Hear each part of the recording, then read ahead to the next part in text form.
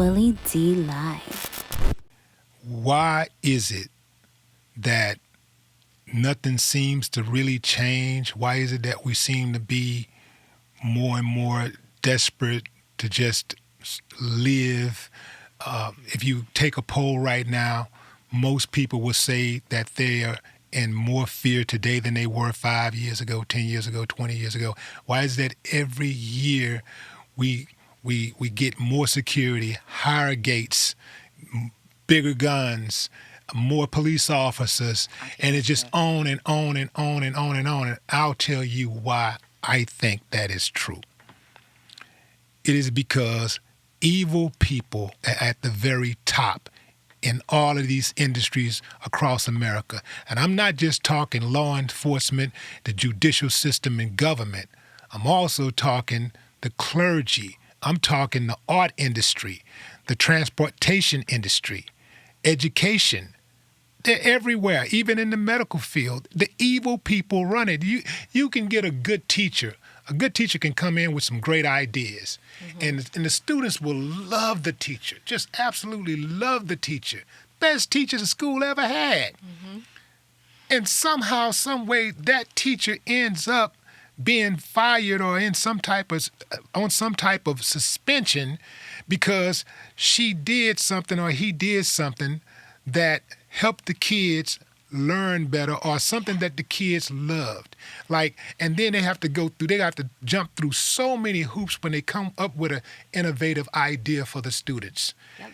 They have to jump through all of these hoops and things, and at the end of the day, the students are the ones who suffer the most. And they always talk about the students. Well, the school don't even exist without the students. So shouldn't the students be the priority?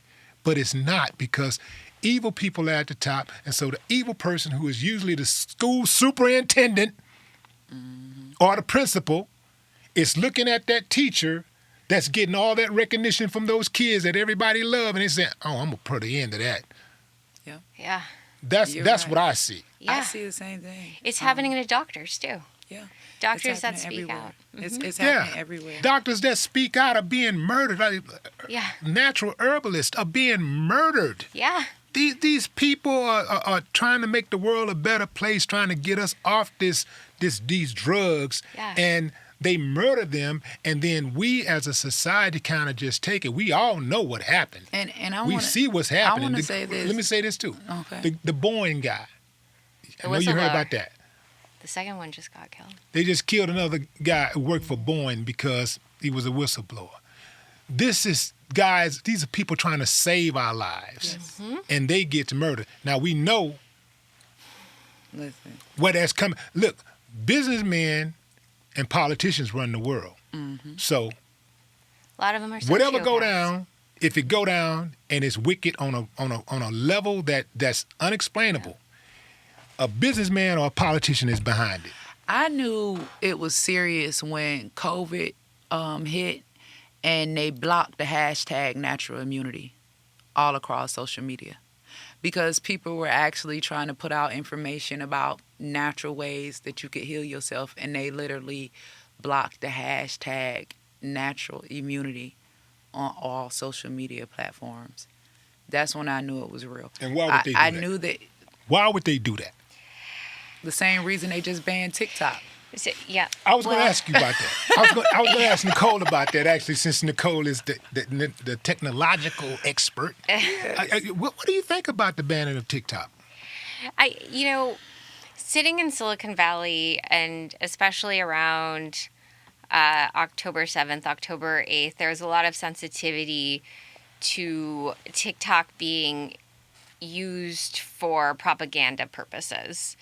And the concern that was made to Congress, which was powerful enough to sway them to vote to ban TikTok, was that, these were outside forces, possibly China or who else knows, that are using TikTok to sway and influence the American public. And then the argument is, well, we don't allow, foreign entities to own our national news networks, why would we allow them to own TikTok, where many of our children are getting their news? So if you ask the average 16-year-old where they're getting information, it's typically on TikTok. So they made a very, very strong argument, had several hearings, and it was very powerful. And you have to understand, this is happening now in a larger movement of infringements on our Constitution happening and being normalized as well. So censorship during the pandemic, these are First Amendment interferences. Mm-hmm. The right to free speech is our First Amendment to the Bill of Rights because it's foundational to what we believe in is the American experience for freedom. And that was normalized during the pandemic, that these private platforms could censor information. And so now we're already in this culture now that says, well, that's not a big deal. FISA, went after the Fourth Amendment. That's the Foreign Intelligence Act. And then, they were like, well, we need to have warrants, because the Fourth Amendment says we need to have warrants if the government's going to go in and look at your personal data. And Congress again said, no, the government's going to be able to access your data if there's suspicion, and we're not going to, ask for a warrant. So we're in a slip right now, a fast slip. And TikTok, within the context of this slip, I believe is very, very risky to ban a platform that so many Americans view as a platform for free speech, just like X, and hand over that to the federal government to control.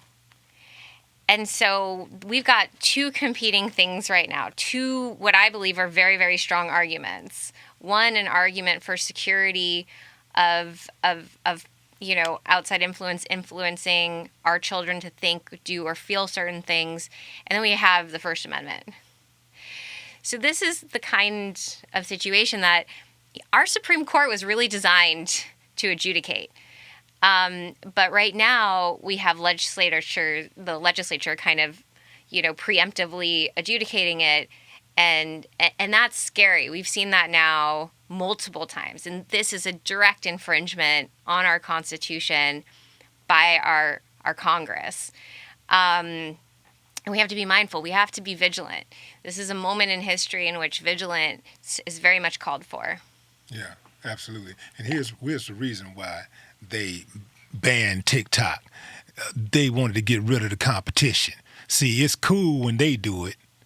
It's a problem when we do it. It's a problem when we do it. And that's what TikTok is over there saying. Because let's face it, Facebook and all the rest of the platforms, they do the same thing that TikTok is doing. The only difference is the government can't control them. They can't go in and say, yo, give us that information or you can get on up out of here.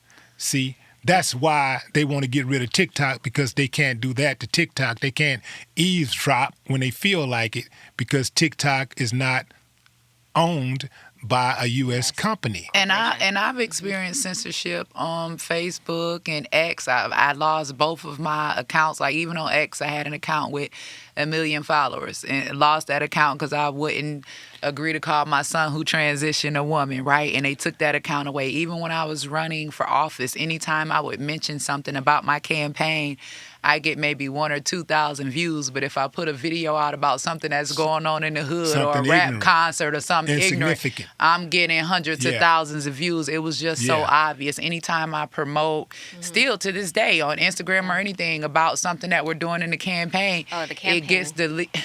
It has been so censored. I'm flagged. Yeah. Wait a minute. You telling me that X, the company that used to be Twitter, with the guy at the head that's supposed to bring on freedom of speech and let it ring from the mountaintops, censored you?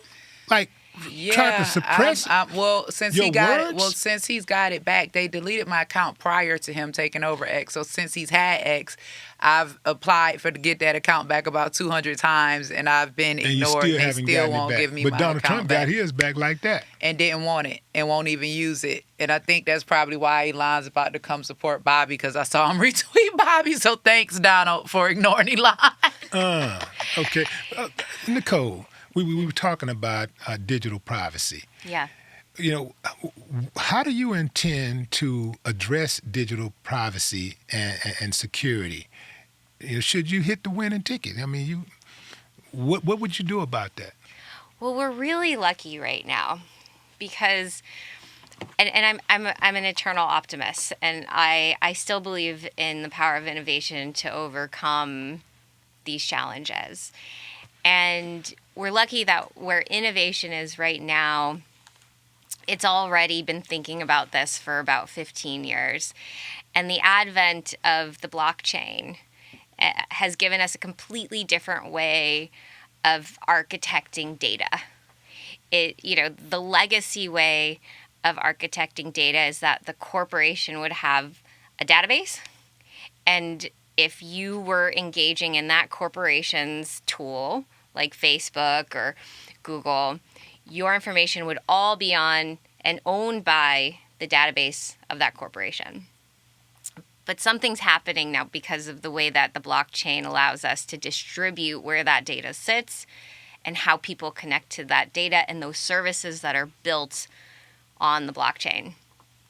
This means that we can secure our data, our own personal data, ourselves, while still engaging on these services and platforms. It's still early, but that is the future of the architecture of the internet over the next 10, 20, 30 years. I really think that this moment that we're sitting in right now is a huge inflection point. We're stuck between the future of medicine, the future of free speech, the future of the internet, and we've worn out all of these other systems. They're wearing themselves out. How we think about pathogens, how we think about the role of government and executive function, we're really at this low point. And we've exacerbated what these old models can do for us while still maintaining the sovereignty and agency we all want in this country. And now we're going to burst through this moment with new leadership, new minds, new energy. This old guard is all, Biden, his generation, they're going to pass on, and this new group of innovators. And we have the pleasure of being around them all. They're like a huge part of this campaign. There's a reason why this campaign has done so much with so little. We're like the scrappiest campaign of all time financially. No corporate dollars. So what's happening is that as all of these new platforms, these new architectures emerge, these new ways of thinking, these new ways of connecting, these new ways of overcoming the polarity are all emerging. We just have to stick together and not let them quash us. And stop the canceling, right? That's the thing about it. Like, I realize, like, even in my family, we don't all agree politically, but I'm not going to walk away from my family. I'm not going to hate my family for not agreeing with me. American politics have always, or should have always, been bipartisan and should never be partisan. And what we're experiencing with the two-party system is partisan politics. And they're so busy fighting each other that they can't get work done for the people, right? For some reason, all of the funding is going to Ukraine. I don't know what that's about. But our own American people are being overlooked while borders are being open, because everything right now is political and nothing is about the people.